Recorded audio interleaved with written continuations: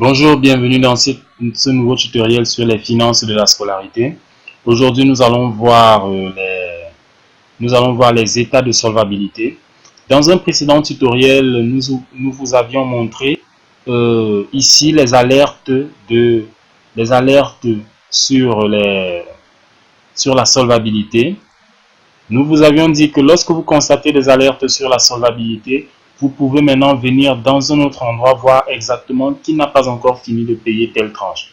Et bien pour le faire, vous allez simplement dérouler là et vous rendre sur le deuxième lien, état de solvabilité. Vous cliquez dessus, vous choisissez la tranche pour laquelle vous voulez les états de solvabilité. Par exemple, nous voulons les états de solvabilité pour la deuxième tranche en classe de 5e et vous cliquez simplement sur ressortir le bilan.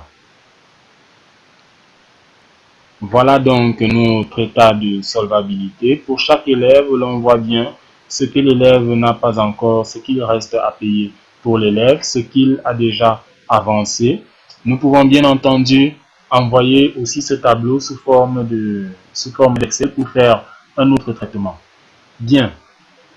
Ici donc, nous avons la possibilité pour cet état d'envoyer, ici, très attention, nous pouvons envoyer des alertes de paiement par SMS, des rappels de paiement par SMS.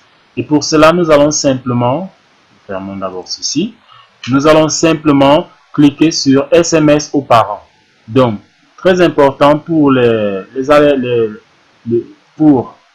états de solvabilité, nous pouvons envoyer ceci aux parents. Nous allons simplement cliquer ici sur envoyer aux parents.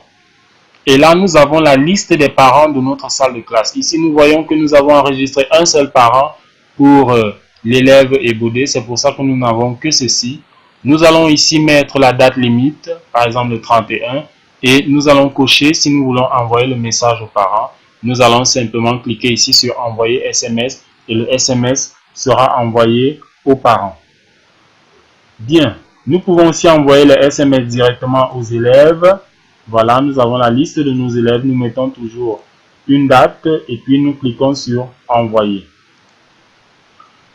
À part cela, nous pouvons imprimer le résultat. Nous pouvons imprimer le résultat. Si nous devons passer salle de classe par salle de classe pour faire des inspections, nous imprimons simplement le résultat et nous avons ici tous les élèves qui n'ont pas encore fini de payer.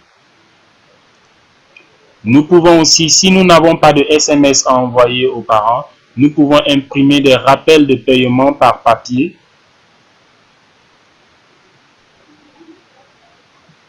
Voilà, pour chaque élève,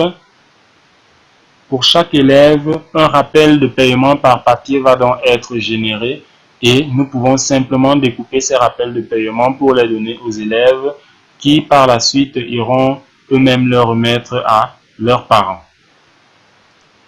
Voilà, vous avez donc vu ce qu'il faut pour ressortir les états de solvabilité. Nous vous donnons rendez-vous au prochain tutoriel où nous verrons l'état de versement global par salle de classe. Merci.